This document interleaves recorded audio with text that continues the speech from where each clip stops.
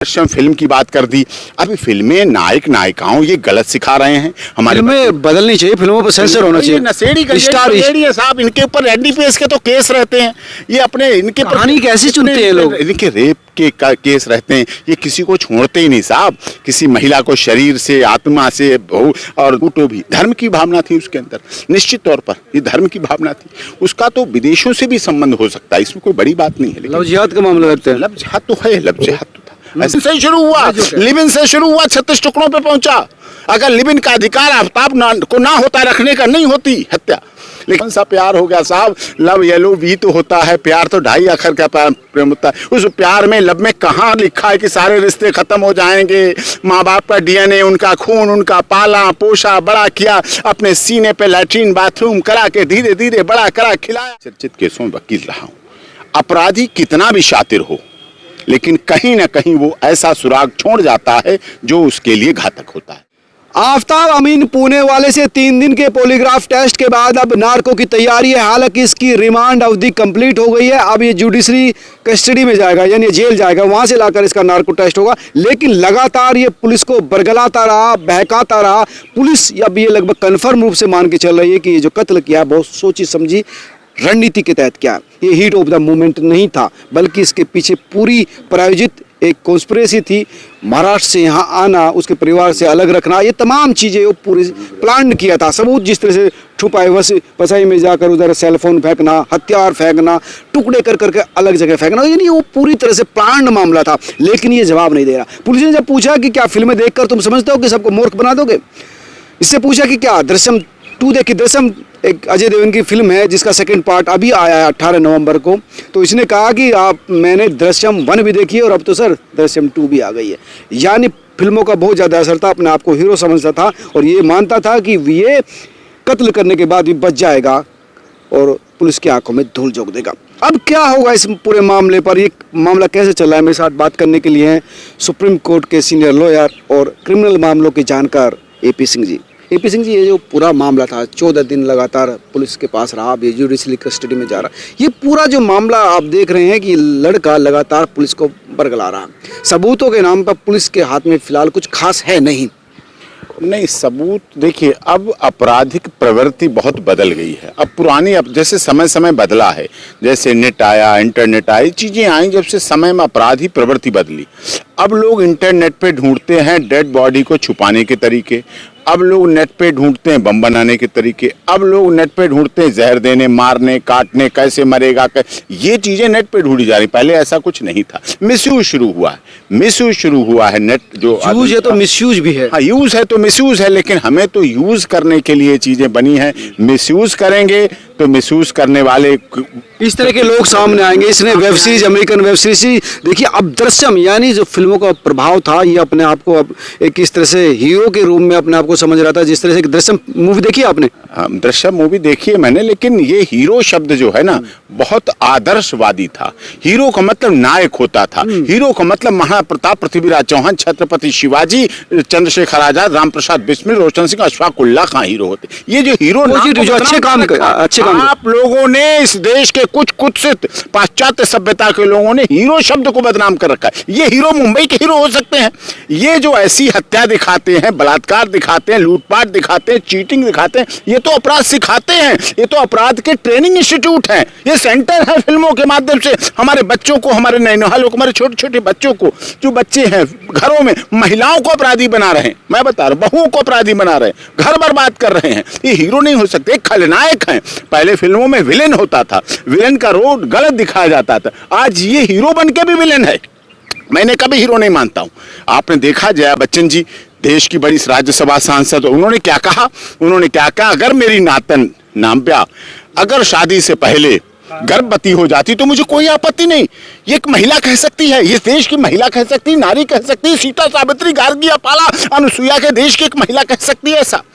असंभव, लेकिन ये लोग, फिल्म इंडस्ट्री के लोग, इस देश को तबाह करने में लगे हैं, आपराधिक प्रवृत्ति को बढ़ा रहे हैं, आपराधिक मानसिकता को बढ़ा रहे हैं, आपराधिक, यहाँ जो माइंड में अपराध पैदा होता है, आफ्ताब के माइंड में अपराध पैदा किया गया। मुंबई से यहाँ आया, मुंबई से यहाँ आया, पूरे प्लान के साथ किया, फ्रिज खरीद रहा है, मारने के तरीके निकाल रहा है, काट रहा है, कोई अपने जानवर तक को नहीं मरने देता है। रोड एक्सीडेंट इस देश में इतने इसलिए होते हैं कि जानवर अनियमित रूप से घूमते हैं और उनको बचाने के लिए रोड एक्सीडेंट हो जाते हैं। लोग अपनी जान लगा देते हैं, लेकिन किसी जानवर को नहीं मरने देते। वहां तो 36 टुकड़ों की बात है, वहां तो एक लड़की की हत्या की बात है, वहां तो उसकी प्रेमिका तो रही है, लिव इन में तो रही थी, उसके साथ शरीर, तन, मन, धन का उपयोग तो उपभोग कर ही रहा था। उसके साथ ऐसा करना, ऐसी अमानवीयता करना, ऐसी दरिंदगी करना, ऐसी रेयरेस्ट टू रेयर, ये रेयरेस्ट टू रेयर हमारी परिभाषा थी।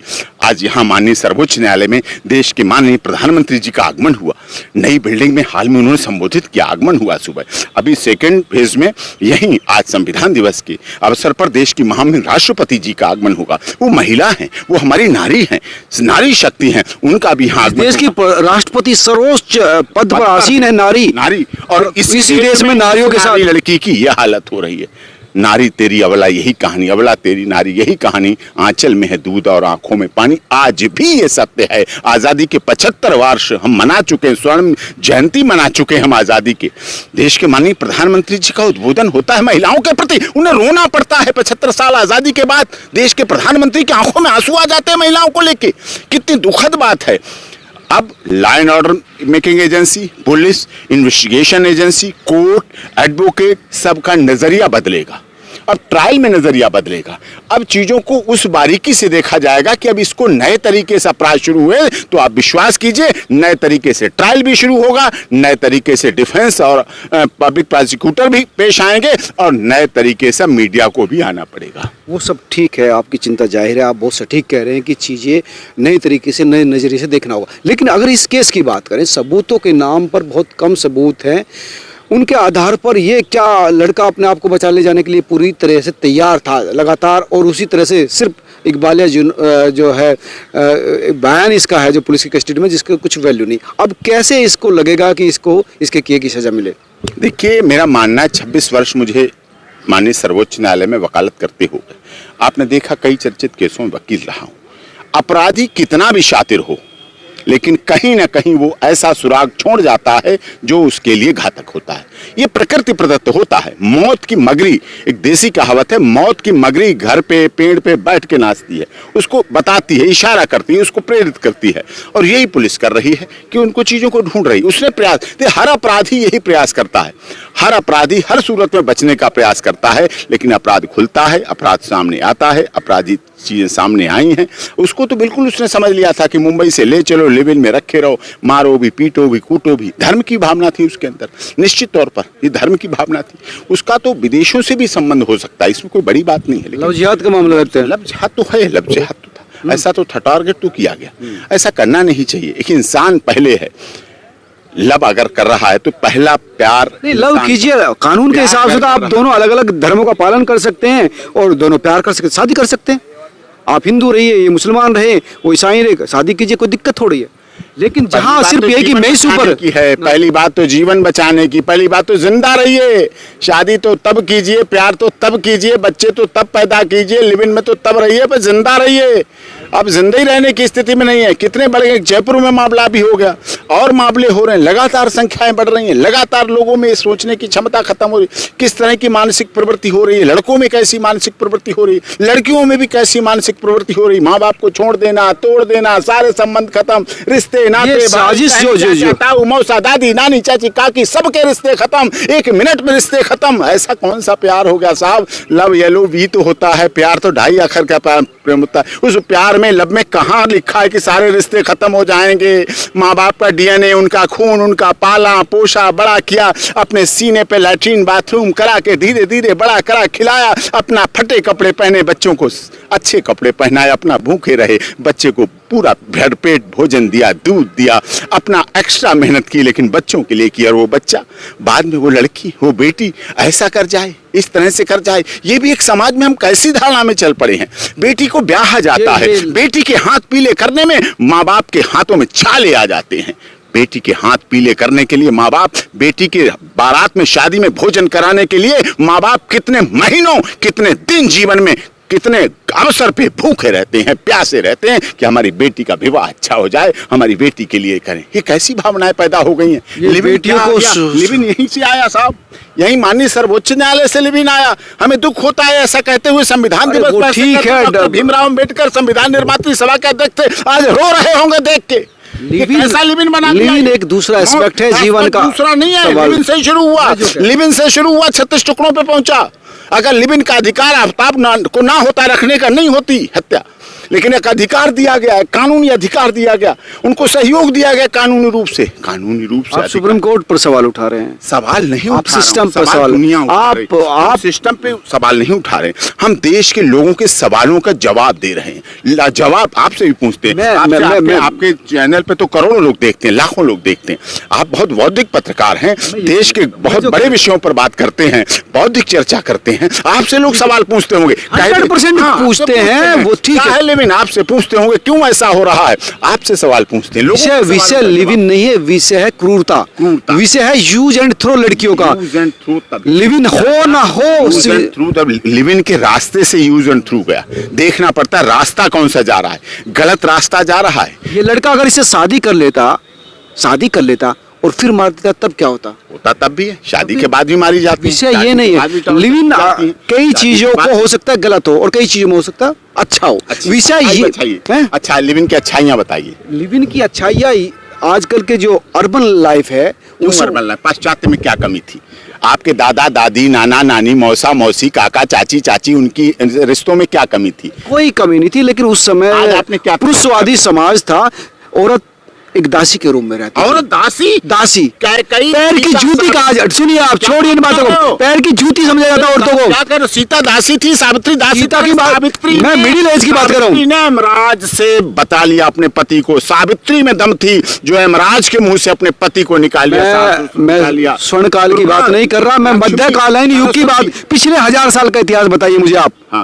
मुझे पिछले इंदिरा गांधी दासी, बाल विवाह, इंदिरा गांधी किस तरह से, प्रतिभा देवी सिंह पाटिल दासी थी। कितने बड़े परिवार से आई है, मैं आम गरीब की बात कर रहा हूँ। प्रतिभा देवी सिंह पाटिल परिवार से आई हैं। बताइए। किरण बेदी, द्रौपदी जी, ये सब क्या, सब दासी परिवार के थी। ये आजादी के बाद आई ना, आजादी के बाद आई, आजादी तो पहले की बात। और इसमें बहस करने की जरूरत नहीं, इसमें बहस करने की जरूरत नहीं। ये प्रश्न स्वतंत्र रही है, देखो इसमें बहस की विषय नहीं, लड़कियों को सोच समझ के करना चाहिए। ताकतवर रही है, सदैव महिला पावरफुल रहती है, महिला ताकतवर। देखिए आपको देश के, इस देश में अगर आप मृत्यु काल देखेंगे तो ज्यादातर प्रेग्नेंट महिलाओं को बच्चे जनने में मृत्यु हो जाती है उनकी। जस्टिस साहब, चीफ साहब, नेता, अभिनेता, बड़े बड़े सब लोग 22Z+Z+ सुरक्षा में रहते हैं, लेकिन जब अपनी पत्नी के पास पहुंचते हैं तो कोई सुरक्षा नहीं होती। इसका मतलब पत्नी, धर्म पत्नी बहुत ऊंचा स्थान रहा है समाज में। देश की आबादी में प्रॉपर्टी, आप प्रॉपर्टी तो अपनी जिंदगी दे देती है पति के लिए, बच्चों के लिए। ना कहाँ क्या करे, वो दे देती है, लेकिन देश, मैं यही कह रहा हूँ, हर औरत की बात कर रहा हूँ मैं हर औरत की बात 1% अफवाह छोड़ दें आप। देश की जो प्रॉपर्टी है ना, जिसे संपत्ति कहते हैं, 80% संपत्ति महिलाओं के नाम है। सारी देश की ज्वेलरी जितनी है सब महिलाओं के पास। बस उनको दे दी, रख लो, यूज नहीं कर सकती हो। मालिक है, रजिस्टर्ड ऑनर है, प्रॉपर्टी, क्या करती है, जायदाद, कार, गाड़ियां, मॉल, बैंक बैलेंस, सबकी मालकिन है महिलाएं। क्या बात करती हूँ, उनको एक तिजारी के रूप में। देखो मैं इसमें बहस नहीं करना चाहता, मेरा दृष्टिकोण अलग है। मेरा दृष्टिकोण है कि इक्वल राइट होनी चाहिए महिलाओं को। आपका जिस तरह से हम जीते हैं इस तरह से वो जिए। महिला दासी नहीं, महारानी है देश की। विवेकानंद जी ने पता क्या कहा था? स्वामी विवेकानंद जी से जब वो ब्रिटेन में गए तब उनसे पूछा गया कि आपके यहाँ महिलाएं हाथ क्यों नहीं मिलाती, शेक हैंड क्यों नहीं करती? स्वामी विवेकानंद ने कहा आपकी महारानी यहाँ शेक हैंड करती है पुरुषों से। उन्होंने कहा नहीं, वो तो महारानी है, वो कैसे कर सकती, वो तो महारानी है, रानी है, वो नहीं हाथ मिलाती। तो उन्होंने कहा था हमारे देश की, अभी बता रहा हूँ, स्वामी विवेकानंद कब के थे? 1800 की बात है। स्वामी विवेकानंद का जन्म, वो महान व्यक्ति थे, उनके बारे में बहस कोई हो नहीं सकती। उन्होंने जो कहा ठीक है, वो महिलाओं के लिए, वो कुंवारे थे, लेकिन उन्होंने इस देश की महिलाओं के लिए ब्रिटेन में कहा जाता है, ठीक है, उन्होंने हमारे ठीक यहाँ है। एक महिला महारानी है, हमारे देश में हर घर में रानी महारानी है, इसलिए वो शेखर नहीं करती, इसलिए वो हाथ नहीं ठीक मिलाती। है, अच्छी बात है, लेकिन विषय ये है कि आम घरों की जो लड़कियां हैं ना तो उनको पढ़ाया जाता था प्रॉपर, भाई की पढ़ाई के लिए बेटियों की पढ़ाई कुर्बान की जाती थी। अल्पकाल में तो पढ़ाने ले जाते हैं बहनों को, अरे आप अपनी रुको, मोटरसाइकिल रुको तो पे, रुक स्कूटी पे, तो साइकिल पे लेकर रुक तो छोड़ ले। के आते हैं बहनों को। क्यों भाई छोड़ पढ़ाने। क्योंकि उसे उन्हें सुरक्षा नहीं है ना, ना, ना। क्यों क्यों सुरक्षा नहीं समझ में, क्या जरूरत है, लड़की क्यों नहीं जाती खुल जाती है, स्कूल चलाती है, स्कूटी चलाती है, जहाज चलाती है, आर्मी में चलाती है, वकालत लड़की करती है, रोजमर्रा- सुप्रीम कोर्ट अगर- में रहती अगर है, ये- मीडिया में करती है, पत्रकार है, नेता है, राजनेता है, अभिनेता है। दिल्ली से बाहर निकल के देखिए आप, दिल्ली में एमसीडी चुनाव 50% आरक्षण मिला, दिल्ली से बाहर निकल के देखिए। चुनाव हो रहा 50%। अच्छा इस केस की बात करें तो जो सबूत अब हैं, क्या इनके आधार पर कितनी सजा इसको हो सकती है? नहीं, अभी सजा की बात नहीं है, वो जल्दबाजी होगी। आप तो लोग सारा ट्रायल अपने आप ही कर लेते हो, जल्दबाजी नहीं है। अभियुक्त के पक्ष से भी सोचिए, मुलजिम के पक्ष से भी सोचिए, अभी इन्वेस्टिगेशन चल रही है और आगे ब्रेन मैपिंग जो रह गई हैं चीजें, नार्को वगैरह जो रह रहे हैं, वो चीजें कंप्लीट करना चाहिए और उसके बाद आगे की प्रोसीडिंग करना चाहिए। सीफएसएल रिपोर्ट कलेक्ट करना चाहिए, सीडीआर कलेक्ट करना चाहिए, सीसीटीवी फुटेज कलेक्ट करना चाहिए। वो सारी करके साफ सुथरी, ईमानदारी से, निष्पक्ष, बिल्कुल किसी दबाव में नहीं, न्याय की पराकाष्ठा, नाम आफ्ताब के पक्ष में न श्रद्धा के पक्ष में, एक न्यूट्रल होके इन्वेस्टिगेशन को करके पूरी तरह से चार्जशीट फाइल होना चाहिए। चार्जशीट फाइल होने के बाद कोर्ट में सबमिट होना चाहिए, उस पर कोर्ट को संज्ञान लेना प्रॉपर तरीके से। ब्रूटैलिटी है तो प्रूव होगी, नहीं है तो प्रूव होगी। ये इस तरह से सारी सीधी सच्ची बातें आना चाहिए। साथ बिल्कुल निर्भीकता के साथ बात करना चाहिए। मीडिया में गैस चलता है, वो बात ठीक है। वाला मामला था, जब राम रहीम की हनीप्रीत का मामला था, 2.5 महीने तक मीडिया चलाती रही, कोई चलाए नेपाल चली गई, कोई चलेगा हत्या हो गई, कोई चले गायब हो गई, कोई जब सरेंडर हुई। आपको तो पता था सारा, कहाँ वो तो आपको पता नहीं, हमें पता था लेकिन सबको तो नहीं पता था। हमको तो पता था लेकिन सबको भी तो नहीं पता था। अब इसमें भी सबको भी पता होना चाहिए। जब चार्जशीट आएगी, इन्वेस्टिगेशन कंप्लीट होगी, तो वो चीजें सामने आएंगी जिससे कि सब कुछ दूध का। लेकिन ये लड़का सातिर बहुत है। हाँ, जैसी बातों से पता चल रहा है, जैसी अब दृश्यम फिल्म की बात कर दी। अभी फिल्में नायक नायिकाओं ये गलत सिखा रहे हैं। हमारे फिल्में बदलनी चाहिए, फिल्मों पर सेंसर होना चाहिए। नशेड़ी साहब, इनके ऊपर एनडीपीएस के तो केस रहते हैं। ये अपने इनके कहानी कैसी चुनते हैं लोग? इनके रेप के केस रहते हैं। ये किसी को छोड़ते ही नहीं साहब। किसी महिला को शरीर से, आत्मा से और आर्थिक, शारीरिक, मानसिक रूप से किसी को छोड़ते ही नहीं। ये सब कुछ पता नहीं क्या क्या कर लेते हैं। इनको तो ये अधिकार दे दिया गया मुंबई में, ऐसा अधिकार लिए बैठे हैं कि हम कुछ किसी तरह के तो नशे करें, हम किसी बहन बेटी महिला के लिए कुछ करें और किसी तरह की फिल्म बनाएं, किसी तरह की स्टोरी पे काम करें, किसी तरह से ऐसा व्यवहार करें। ये देश के लिए गलत है, हमारे युवाओं के लिए गलत है और माननीय मोदी जी को इस पर बहुत ध्यान देना चाहिए। सरकार को ध्यान देना चाहिए। ये अपने आप में बहुत ही गंभीर मामला है कि इस तरह से वेब सीरीज तो अपने आप में क्या है आप समझ सकते हैं। अगर आपने देखोगे किस तरह से गालियां हैं, किस तरह से दृश्य है, किस तरह से साजिश है। फिल्में, बॉलीवुड की फिल्में भी किस तरह से नायकों को अब खलनायक के रूम में पेश किया जाता है और उनका असर जो दिमाग पर होता है वो आप जान सकते हैं, दीर्घकालिक होते हैं। बच्चे, लड़के, युवा उन डायलॉगों को बोलते हैं, उनके जैसा बनने की कोशिश करते हैं और कई बार इस तरह के केस भी आते हैं। दृश्यम देखकर दृश्यम जैसी चीज़ें करने की कोशिश की जाती है जिसमें कई लोग जान दे देते हैं। आप क्या सोचते हैं, ज़रूर मुझे बताना। नमस्कार।